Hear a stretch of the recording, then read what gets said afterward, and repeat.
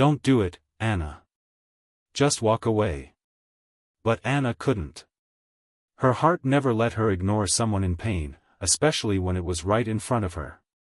It was 8:52 a.m., and she was already running late to the office. But there he was, an old man sitting on the curb outside the building. He looked lost, cold, and scared. People passed by without even glancing his way.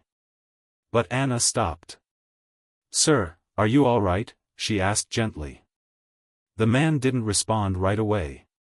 His hands were trembling, his jacket was torn, and his shoes looked like they'd walked 100 miles. After a pause, he muttered, "Just hungry. Haven't eaten since yesterday." Anna's heart clenched. Without thinking twice, she rushed into the nearest cafe, ordered 2 coffees and a sandwich, and handed them to him. His eyes widened. "God bless you, miss," he whispered, voice cracking. He looked up at her with such raw gratitude that it made Anna blink back tears. She smiled, nodded, and turned around. She didn't notice the woman with the clipboard watching her from the window. Anna Fletcher had always believed that kindness mattered. That doing the right thing, even when no one was watching, still made a difference. She never imagined it could cost her everything. By the time she reached her desk on the 17th floor of Aldridge & Company, a high-powered marketing firm in the heart of downtown, she was 8 minutes late. "Miss Fletcher," came a cold voice from behind her. She turned. It was Victoria Hale, the company's regional director. Known for her icy stares and zero tolerance for personal weakness, Victoria had a reputation that made interns cry and senior managers sweat. "I believe office policy clearly states arrival by 9 a.m., Victoria said sharply, glancing at her watch. Anna opened her mouth to explain, the old man, the food, the reason, but Victoria raised a hand. "I don't want to hear it. This is your 3rd strike." Anna's heart dropped. "But, my work? My clients?" "You've been warned," Victoria cut in. "Please gather your things." That night, Anna sat on the edge of her bed in her tiny apartment, staring at the letter in her hand, termination due to repeated tardiness. Her heart felt like a brick inside her chest. She had no backup plan. No savings. Her rent was due in 2 weeks. She had no family nearby. And she had just lost the one thing she had worked so hard to build, her career. Her phone buzzed. It was a message from her friend and former co-worker, Leah. "Heard what happened. I'm so sorry. Victoria's on a warpath. Take care of yourself." Anna stared at the screen, numb. The tears didn't come, not yet. But something strange happened the next morning. She was walking through the same street, holding a paper bag of groceries she could barely afford, when a black luxury car pulled up beside her. The window rolled down. "Miss Fletcher?" Anna turned. The man inside was middle-aged, with a calm, commanding presence and eyes that studied her closely. "Yes? I was told you helped a man outside this building yesterday morning. Gave him food and coffee?" Anna blinked. "Yes, how do you know that?" The man smiled faintly. "He's my father." Silence. She didn't know what to say. "He has dementia," the man continued. "He wandered from his care home that morning. We searched everywhere. No one stopped to help him, except you. My name's James Walker. I run a private investment group nearby." Anna nodded slowly. "I'd like to offer you a job." She thought it was a joke. Some rich man's guilt-driven offer.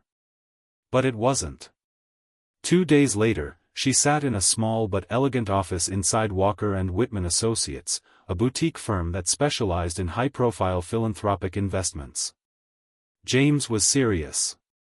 He had done his research. He knew Anna had been let go. He knew why. "I believe people like you," he said, "belong somewhere they're valued for who they are, not punished for being human. And so, Anna started fresh.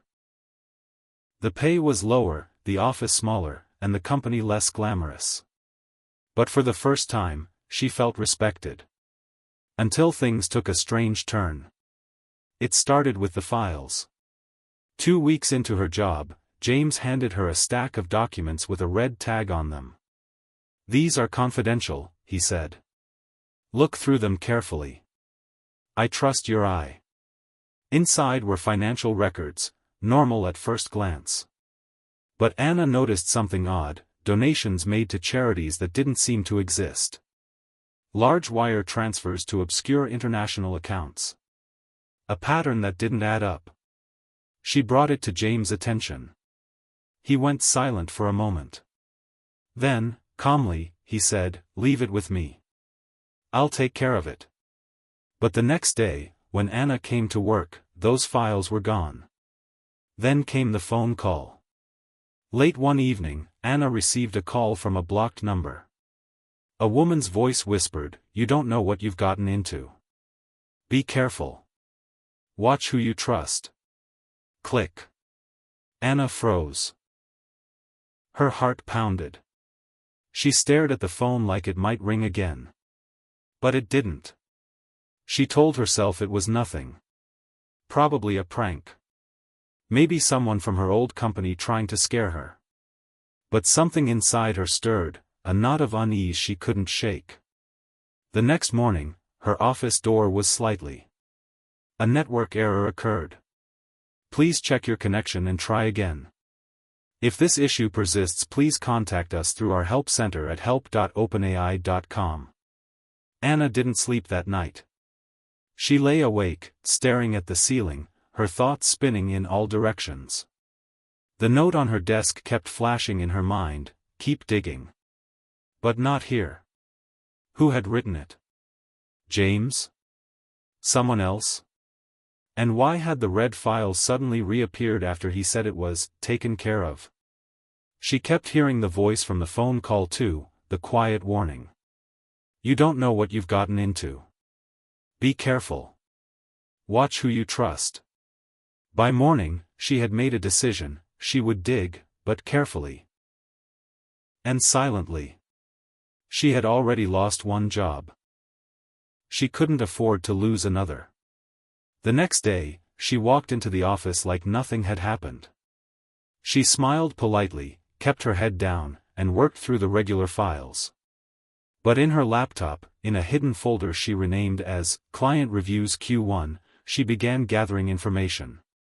She reviewed old financial records, scanned QR codes from scanned invoices, and traced payment trails. Everything pointed to one place: a non-profit in South Africa called the Green Bloom Project, a supposed environmental initiative. But the website was suspiciously empty. No board of directors. No donation history. No contact info. Just a fancy homepage and some generic stock photos of trees. And yet, it had received over $2.8 million from Walker and Whitman in the past 6 months. Anna's pulse quickened. Something was very, very wrong. At lunch, she stepped into the hallway for some air. The office was quiet. Most of the staff had gone to the cafe down the street. She stood near the stairwell, staring at her phone, wondering if she should call Leah, her old coworker, just to talk. But then, she heard voices from behind the conference room door, voices she wasn't meant to hear. "James. She's asking questions." She noticed the payments. Another voice, a woman. "Then you need to get ahead of it. Before she finds out everything." Silence. Then James again, sounding cold. "If she pushes further, we'll cut her loose. Or worse." Anna froze. She didn't recognize the woman's voice. It wasn't anyone she'd met at the office. But James, kind, grateful, calm James, he had just spoken like someone else entirely. She backed away slowly and returned to her desk, heart pounding in her ears. That evening, Anna walked home faster than usual. The sky was darkening, and rain had started to fall in cold, heavy drops. She clutched her bag tightly and didn't look back, not even when she thought she heard footsteps behind her. She reached her building and darted inside. Her apartment was small but cozy, 2 rooms and a balcony. She locked the door, pulled the curtains, and sat on her couch, hands trembling. She had a choice: walk away and pretend none of this ever happened, or keep going. The next day, she chose to keep going. Anna emailed herself the documents she had collected and saved them to a secure cloud folder, hidden under the name Old Taxes. Then she decided to call someone who might help her understand what she had found. Her name was Reena Patel, a journalist Anna had met a year ago at a charity fundraiser. They had only spoken briefly, but Reena had mentioned once, "If you ever see something that doesn't smell right in the corporate world, call me." Anna found her number in her old contacts list and sent a message. "Hi Reena, it's Anna Fletcher. Something strange is happening at my new job. I think it may involve fraudulent donations. Can you meet? Confidential." She didn't expect a reply so fast. "Hi Anna. Yes. This sounds serious. Can meet tomorrow 6 p.m. Cafe Aurora. Don't bring documents. Just talk." Anna stared at the screen. Her fingers were shaking, but a strange calm came over her too. For the first time in days, she wasn't alone. The next day at work, James was different. He didn't say much. He didn't smile.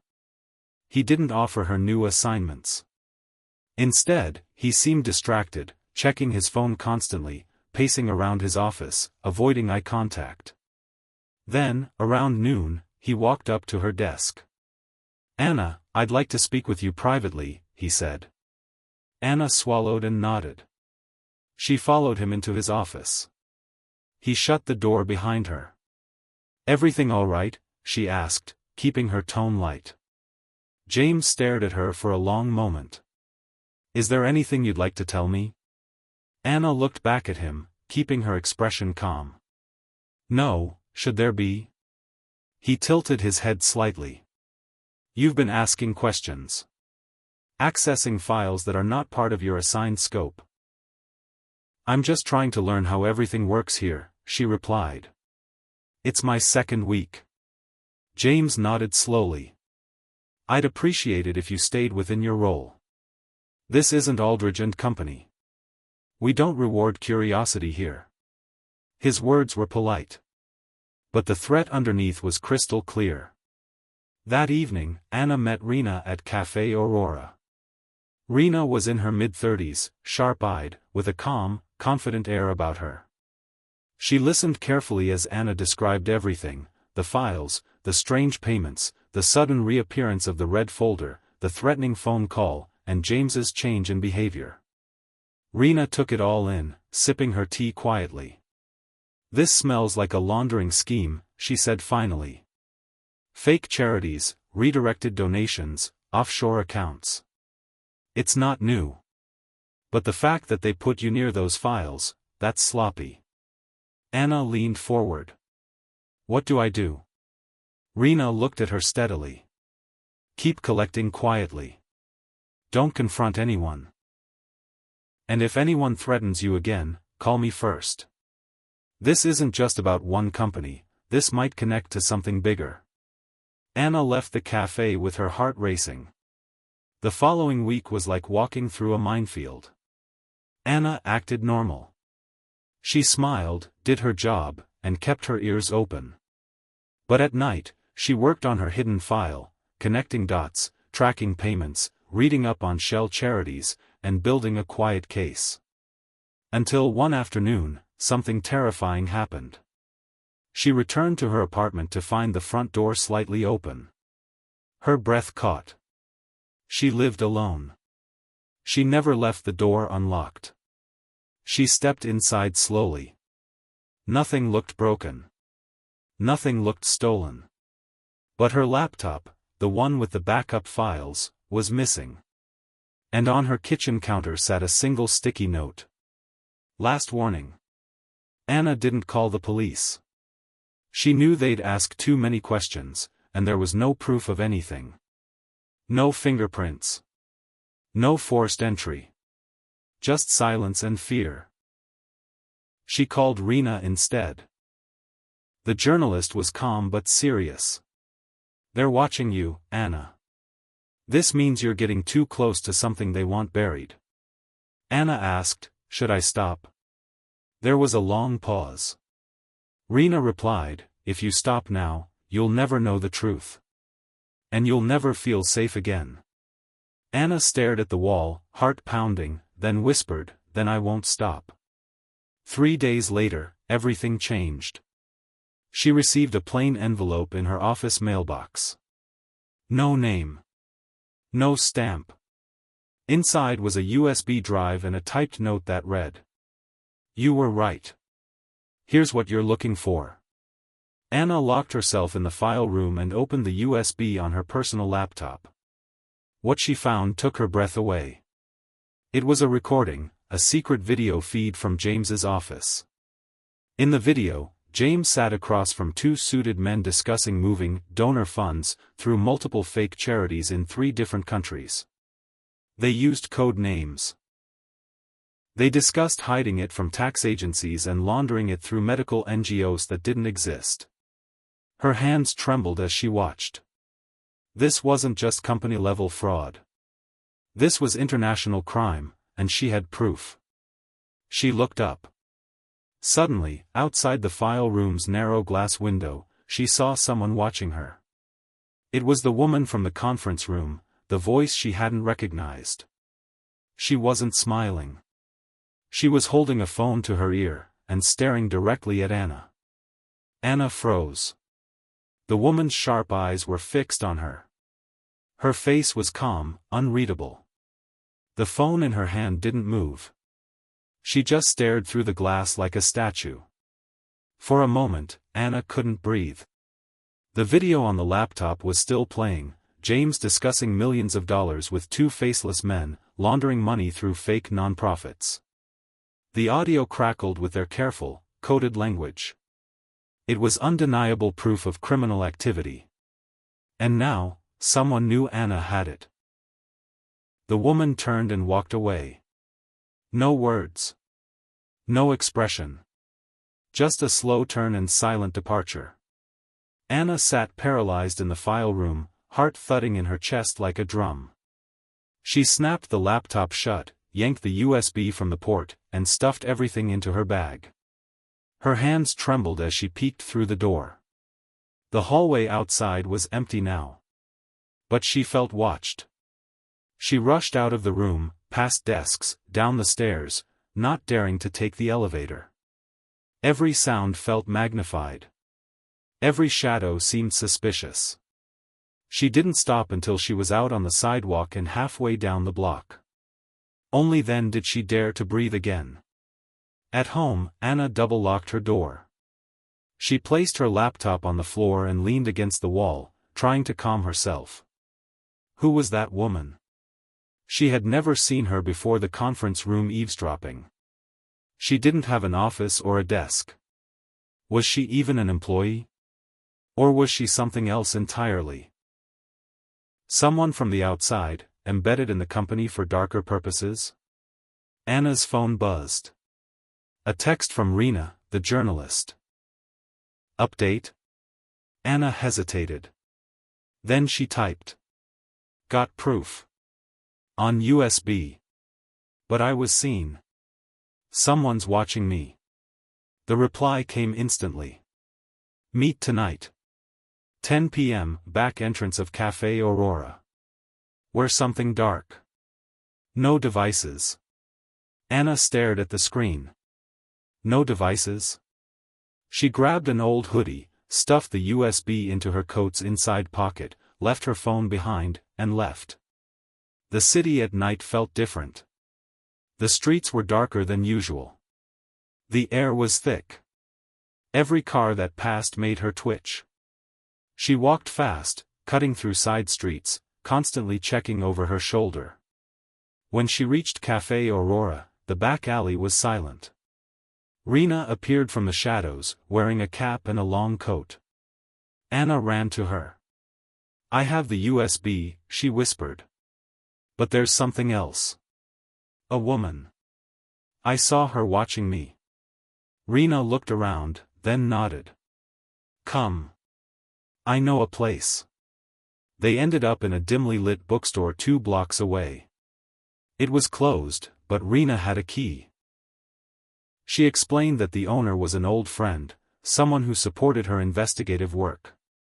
In the basement, under the store's creaky floorboards, sat a small desk and a laptop with no internet connection. A single lamp glowed overhead. Anna handed her the USB. Rena plugged it in and opened the files. The room filled with the crackling voices of the men in James's office. They watched the full video in silence. At the end, Rena leaned back slowly, eyes wide. "This is massive," she whispered. "He's not working alone. These accounts connect to at least 3 other firms. This could involve politicians, businessmen, even international partners." Anna stared at the floor. "What happens now?" Rena looked at her firmly. "Now, we prepare to go public. But we need to move fast, before they silence you." The next morning, Anna didn't go to work. She knew her face would betray everything. Instead, she called in sick and stayed in bed, waiting. By noon, a knock came at the door. Not a loud one, soft, patient. She hesitated. Then peeked through the peephole. It was James. Her heart stopped. She didn't open the door. She stayed silent. "Anna," he said, voice calm, almost gentle. "I know you're in there." She said nothing. After a long pause, he added, "You're smart. You probably figured out more than you should have. But that video you saw, it's not what you think." Anna felt a chill go down her spine. He continued, "There are people involved in this you can't imagine. I tried to protect you. I still can. But you need to stop digging." Another pause. "I like you, Anna. I don't want this to end badly." Then he walked away. That evening, Anna met Rena again, this time in a crowded diner on the edge of the city. Rena looked tense. "I did more digging," she said. "The woman you saw at your office? Her name is Tessa Vole. She used to work in private security. Specialized in corporate cleanup." Anna's eyes widened. "What does that mean?" "She's the kind of person companies hire when things go wrong. To clean up messes. Sometimes legally. Sometimes not." Anna's stomach turned. "They're preparing for something," Rena continued. "I think James is trying to play both sides. He doesn't want the heat on him, but he's scared of whoever's behind this." Anna leaned forward. "So what do we do?" Rena pulled out a small envelope. "We go to someone I trust, an attorney who works with whistleblowers. But we have to move fast. I have a contact in the news media too. But once this gets out, your name will be everywhere. They'll know you leaked it." Anna swallowed hard. Her life was about to change forever. The next 48 hours moved like a storm. The USB was handed off to the attorney. Files were duplicated and encrypted. Rena sent the material to a trusted editor at a global news outlet. A team of journalists began verifying the data and cross-checking the accounts. And then came the silence. The kind that feels too quiet before something breaks. Anna stayed with Rena in a guest room above the bookstore. She didn't go online. Didn't call anyone. Every sound outside made her jump. And then, one night, just after 2 a.m., she woke up to voices in the alley behind the store. She crept to the window and peeked through the curtain. 2 men. Standing beside a black SUV. One of them was on the phone. The other looked up, directly at her window. Anna dropped to the floor. "They found me," she whispered. The next morning, Rena made the call. The editor had verified enough. The article was ready. It would go live the following evening on every major news outlet. Massive charity fraud ring exposed, millions laundered through fake NGOs linked to prominent firms. Anna's name would be in it. So would James Walker. But the editor warned them, there will be backlash. Legal threats. Maybe worse. Make sure Anna is somewhere safe. Rena looked at Anna. "We're going to a safe house tonight. Just until the story breaks. Once the public knows, they won't be able to touch you." Anna nodded. She was scared, deeply scared, but she wasn't turning back now. That night, they packed light and slipped into an unmarked car sent by the attorney. It drove them through back roads to a small cabin outside the city. No signals. No neighbors. Anna sat by the window, staring out into the dark woods, her heart still pounding. And that's when she heard a soft knock. Just like before. She stood still, afraid to move. Another knock. Rena crept toward the door and looked through the peephole. Her face turned pale. She turned to Anna. "It's the woman. Tessa." The knock at the door came again. Soft. Steady.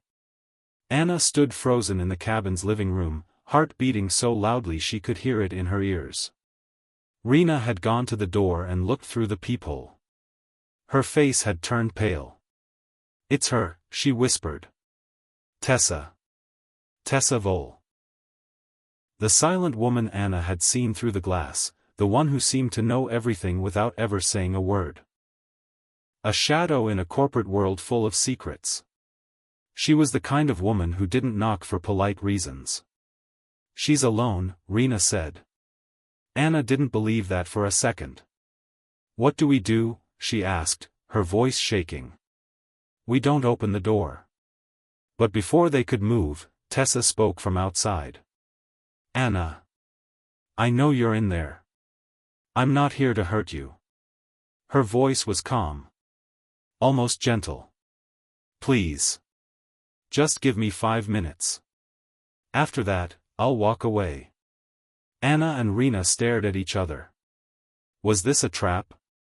Or was it something else? Rena took a deep breath, pulled her phone out, and began recording.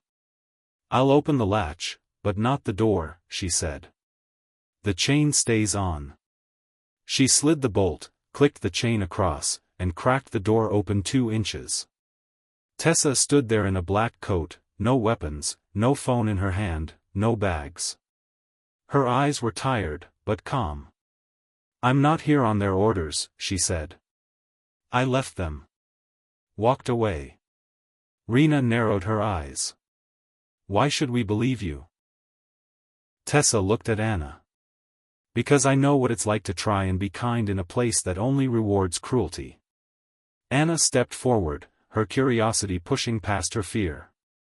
"What do you want?" she asked. Tessa took a breath. "To tell you the truth. The real one. The part no one else knows. And the reason you're in more danger than you think." Rena hesitated. Then opened the door just enough for Tessa to step inside. She didn't run. Didn't attack. She moved slowly, placing her coat on a chair, keeping her hands visible at all times. "You have 5 minutes," Rena said, arms folded. Tessa nodded. "That's all I need." She sat on the edge of the couch, her voice low but steady. "James Walker didn't start this. He's just the front. The real operation, the one behind the shell charities, the laundered money, the silence, started years ago. And it goes much higher than him." Anna sat down slowly. "Then who?" Tessa looked at her. "Politicians. Former diplomats. Even people in media. It's not just money laundering. It's influence. These fake charities are used to funnel money into campaigns, bribe officials, and buy silence. She paused. My job used to be keeping it hidden. I erased evidence, redirected journalists, discredited whistleblowers. I was very good at it. Then why leave? Rena asked. Tessa's jaw tightened. Because of someone like Anna. Anna blinked. Me? Tessa nodded. 2 years ago, I was assigned to clean up after a woman who found proof, just like you. She tried to expose it. She was silenced. Not killed, but destroyed. Reputation ruined. Family threatened. Career lost. I carried out most of that destruction. Her eyes darkened. And then I watched her jump off a bridge 6 months later. Silence filled the room. I never forgot her face, Tessa continued. When I saw you in the office, standing there, holding that USB, I saw her again. I couldn't let that happen twice. Anna swallowed hard. What do you want me to do? Tessa looked at both women. You've already started something big. The story's going live tomorrow. But they know. And they won't just sit back. They know we're here?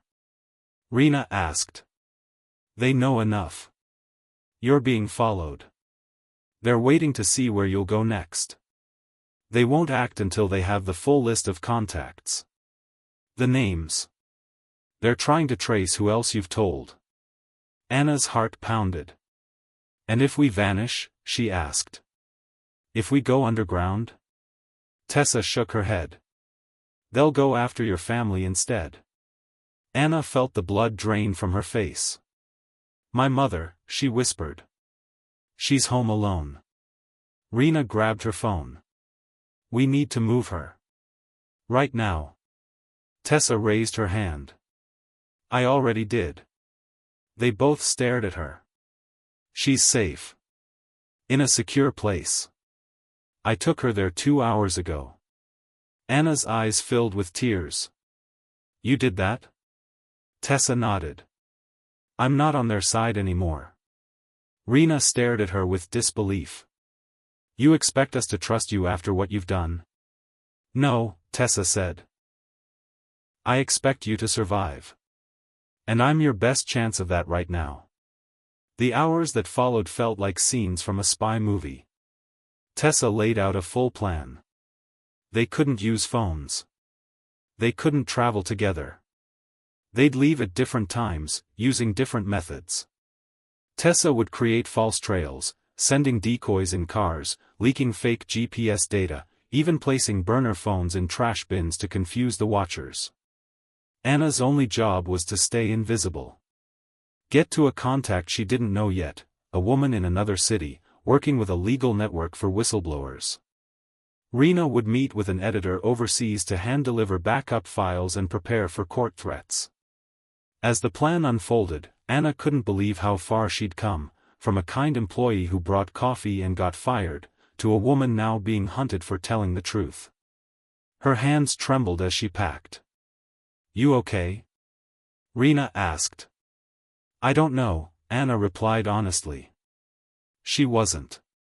But she was determined. By morning, the cabin was empty. Anna sat in the back of a delivery truck, hidden under boxes, as it rolled through the countryside toward a small train station. From there, she'd change lines twice, then walk the last half-mile on foot to meet her contact. She didn't have her phone. Just a slip of paper with a symbol on it, a sign to look for at the safehouse door. When she arrived, it was nearly dark. The small brick home looked like nothing special, plain, quiet, on a silent street. Anna knocked twice. The door opened. A middle-aged woman in a sweater greeted her with a small smile and said nothing. She just opened the door wider. Anna stepped inside. Safe. For now. The next morning, the world changed. The headline exploded across every major news outlet. Massive fraud ring exposed, international network used fake charities to launder millions. Names were listed. Details included. Faces were shown. And among them, was James Walker. The article mentioned the anonymous source who risked everything. A former employee with evidence and courage. Whistleblower protections were being requested. An investigation was launched. Rena's name appeared as the lead journalist. But Anna's name did not. For now, she was hidden. Protected. Waiting. But the peace didn't last. By the second day, someone leaked a photo of her. The world suddenly knew what she looked like. Online forums buzzed with her name. Some called her a hero. Others, a traitor. Her old co-workers were being questioned. Her former boss vanished from the public eye. And James? He was arrested at a private airstrip, trying to flee. Anna sat in the safe house watching the news, her mind spinning. She wasn't sure how to feel. She was glad James was caught. Glad the truth was out. But fear still lingered. What if the others, the ones behind him, came after her? Then came a knock at the door. This time, she wasn't afraid. She opened it slowly. It was Tessa. She handed Anna a small package. Inside, a folded document. Anna opened it and stared. It was a passport. A new identity. Tessa looked her in the eye. This is in case you need to disappear. A last resort. Use it only if you must. Anna nodded. But she also smiled, just a little. Because for the first time, she felt powerful. Not because she had money. Not because she had secrets. But because she had told the truth, and survived it. Anna thought the storm had passed. For the first time in weeks, she'd slept without checking the locks 3 times or jumping at every sound. The safe house, tucked far from the city, was calm. Too calm. Every morning, she made tea, read the news, and tried to feel normal. But inside, she knew better. James Walker had been arrested. Yes. The article had gone live. True. The world knew about the charity fraud now. But this wasn't over. The people behind James, the real architects of the operation, hadn't been touched. They were quiet. Too quiet. And that silence was terrifying. Rena had flown to Europe under a new assignment. The international paper she worked for gave her the resources to keep publishing and hired security to protect her. They offered the same to Anna. But Anna declined. She didn't want bodyguards. Didn't want attention. She wanted answers. And she had one name left to follow. Elias Drexler. A name she'd seen buried deep in one of the fake contracts. A signature. And a small note attached to an email James had once written. Send copy to ED for sign-off. ED, Elias Drexler. He wasn't a public man. No photos. No interviews. Just a few financial reports linking him to a shadowy investment firm. But Tessa had confirmed it, he was one of the real minds behind the operation. He wasn't hiding in the dark. He was hiding in plain sight. Anna left the safe house on a cold Tuesday morning, using the passport Tessa had given her, not to run, but to get closer. She flew to a small coastal city where Elias owned property. Her heart pounded the whole flight. She wore glasses now. Changed her hair color to a softer auburn. Wore plain clothes. She looked like a tourist. An ordinary woman traveling alone. But she carried with her a file. Inside it, the last remaining pieces of evidence that hadn't gone public yet. Emails. Financial spreadsheets. Voice recordings from calls between James and Elias. Tessa had secretly recorded them before she left the company. Anna wasn't sure what she was going to do, only that she had to do something. She checked into a small hotel under her new name. Her room overlooked the harbor. Fishing boats moved in and out. Everything looked peaceful. But Anna didn't feel peace. That night, she reviewed the recordings again. On one of them, James could be heard laughing. Elias says this new account's clean. He used that children's orphanage group again. No one ever questions those. Not even auditors. Then Elias's voice cut in, low and cold. Compassion is the best cover. People don't look too closely at kindness. They assume it's real. Anna clenched her fists. That was it. That sentence proved everything. The next day, she found Elias. He was at a private art gallery, speaking to a small group of investors. No bodyguards. Just his assistant and a driver nearby. He wore a gray suit, expensive watch, silver hair slicked back, confident, calm, untouchable. Anna stood across the street, watching from behind sunglasses. This man had helped destroy lives. Had laughed while charities were used like washing machines for money. Had smiled as kind people were fired, threatened, silenced. She didn't know what she was going to do. But fate decided for her. Because as Elias stepped outside to take a call, a car pulled up fast. Too fast. It didn't slow. Anna screamed. The car hit Elias hard, throwing him across the sidewalk. Everything turned into chaos. People shouted. The car kept going. Tires screeched around the corner and vanished. Elias lay on the ground, blood pooling under his head. Anna ducked behind a tree, her heart racing. This wasn't an accident. It was a message. Someone inside the network was cleaning house. Elias was a loose end. And if he wasn't safe, neither was she. She ran. Back to the hotel. Grabbed her bag. Left everything behind but the file. She didn't check out. Didn't leave through the front door. She slipped out the fire escape and caught a taxi heading out of town. On the way, she called Tessa using a burner phone. He's dead, Anna said. Tessa didn't sound surprised. They've started. Started what?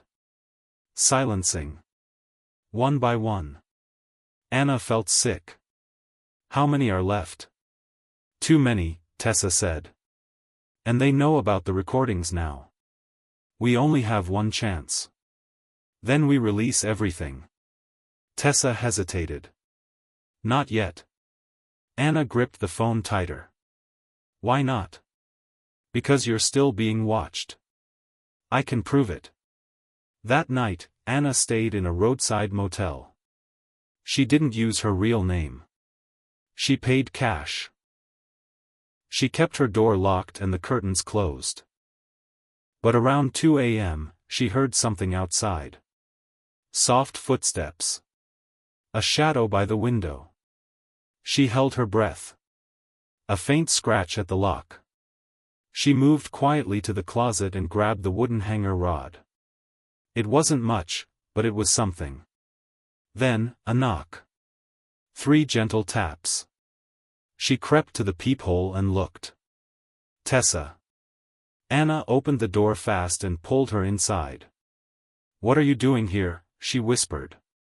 Tessa's face was pale. She held a USB in her hand.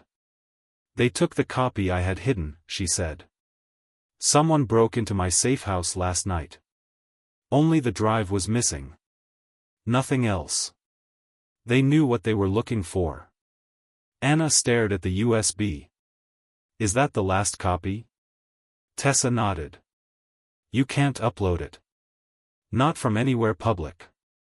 Not even from a hotel. They'll trace it instantly. Then how? Tessa pulled out a small piece of paper. It had an address. Rena's editor is flying in from Europe. 1 day only. To meet you. Anna blinked. Me? He trusts you more than anyone. After what you've risked. The meeting was set for the following night. Anna traveled alone, disguised again, hair tied back, new clothes, a scarf hiding her face. She walked past reporters, police, tourists. No one noticed her. The building was quiet, a rented office space downtown. Just a receptionist and one conference room.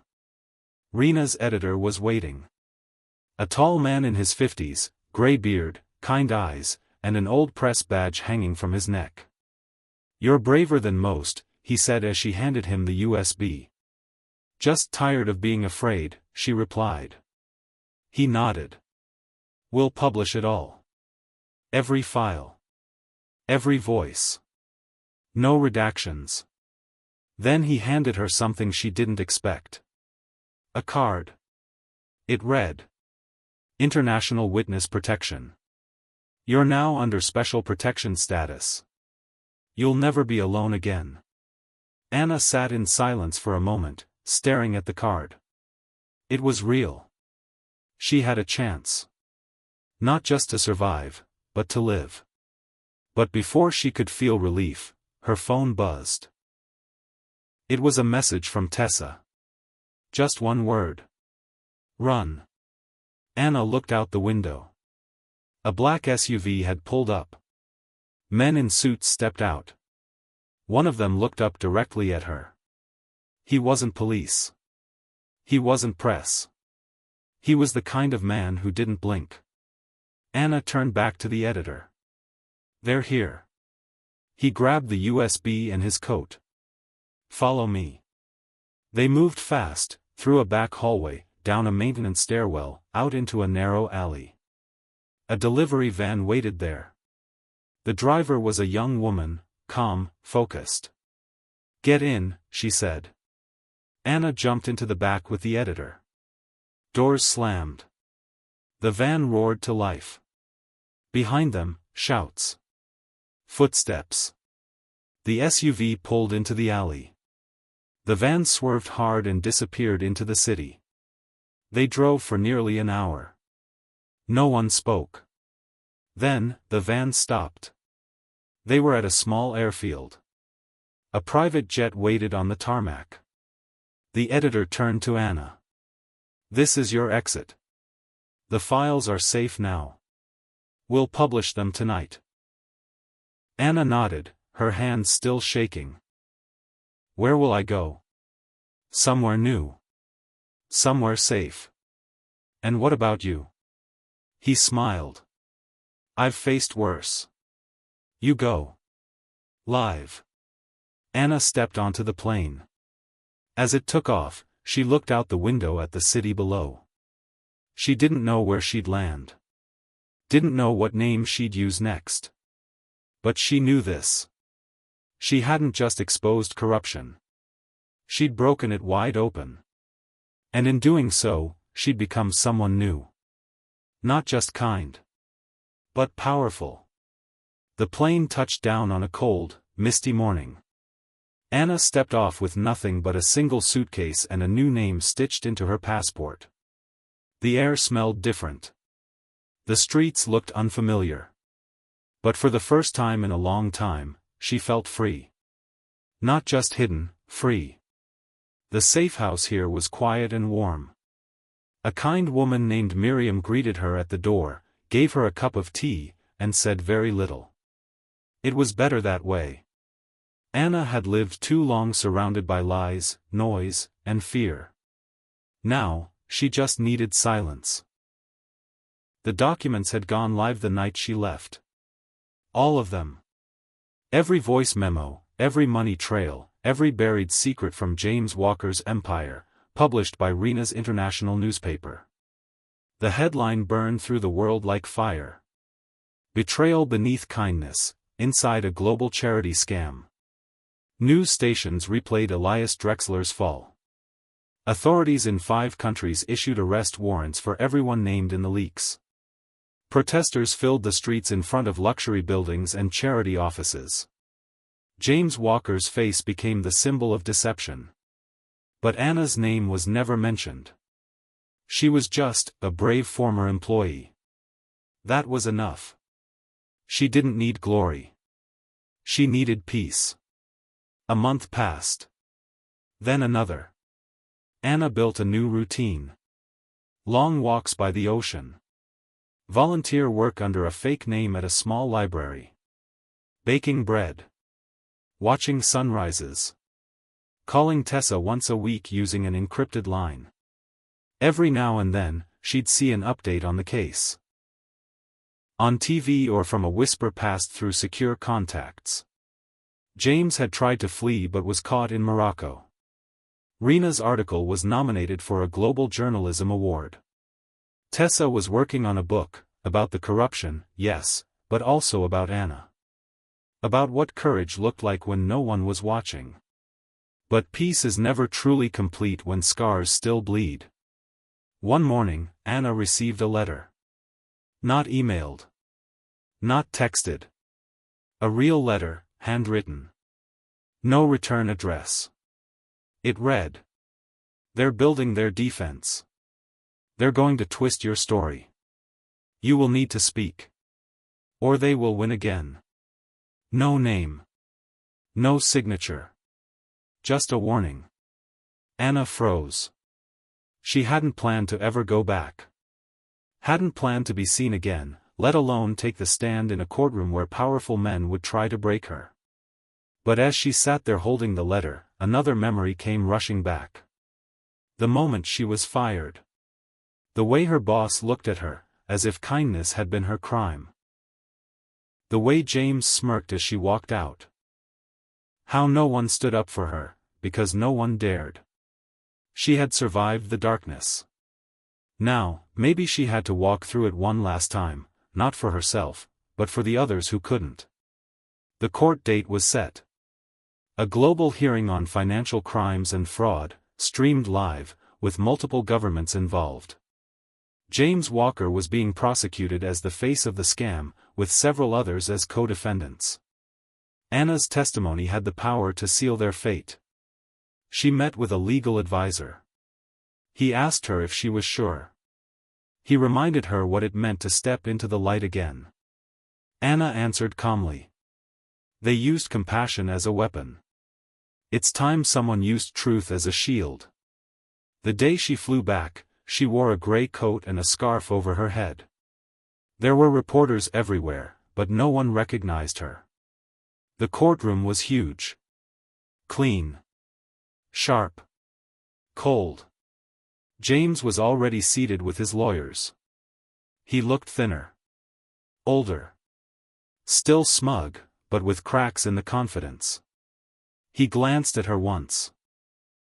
Didn't even blink. But she could see it in his eyes. He hadn't expected her to come back. The prosecutor introduced her as the former employee whose quiet courage sparked this entire investigation. Then they asked Anna to speak. The room fell silent. She stepped forward. Took a deep breath. And began. I was hired because I cared. I was fired for the same reason. Then she told everything. Not just about the documents. Not just the meetings and lies and fake charities. She told them about the human cost. The small donors who gave their last few dollars believing they were helping children, when it was all a lie. The kind volunteers who worked long hours, unpaid, thinking they were changing lives, when it was just a front. The families who asked for help and never received a thing. I believed in what we were doing, she said, her voice trembling. Until I realized they were only doing it for themselves. And when I spoke up, they crushed me.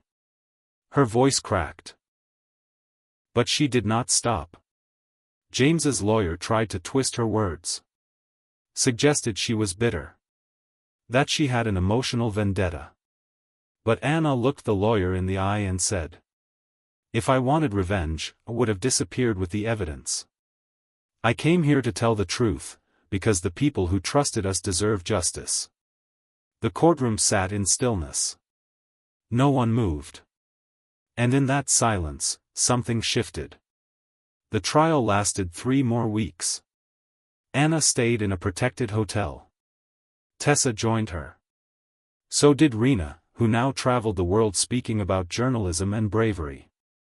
The evidence was undeniable. The verdict? Guilty.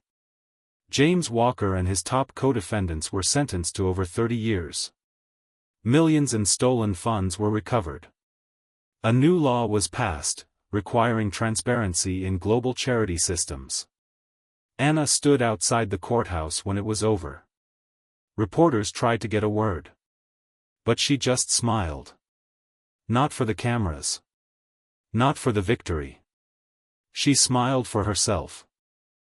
Because she was no longer the woman who had been fired for kindness. She was the woman who fought for it, and won. 1 year later, Anna lived in a small seaside town under a new identity. But not to hide. To start fresh. She taught children at a community center. Helped set up a new local charity, a real one. Transparent. Honest. Grounded in the very values she once saw twisted. Every day, people smiled at her with real trust. One afternoon, a little girl handed her a note during class. It said, "Thank you for being kind." Anna looked at the child and gently asked, "What made you write that?" The girl shrugged and said, "You listen." Nobody listens anymore. That night, Anna sat on her porch as the sun dipped below the ocean. She thought about everything. James. Elias. The betrayal. The fear. The pain. And then. The strength. The truth. The justice. And the quiet power of one kind person who refused to look away. Final life lesson. In a world where cruelty hides behind suits and smiles, true kindness is an act of courage. Speak up when it matters. Stand firm even when it shakes you.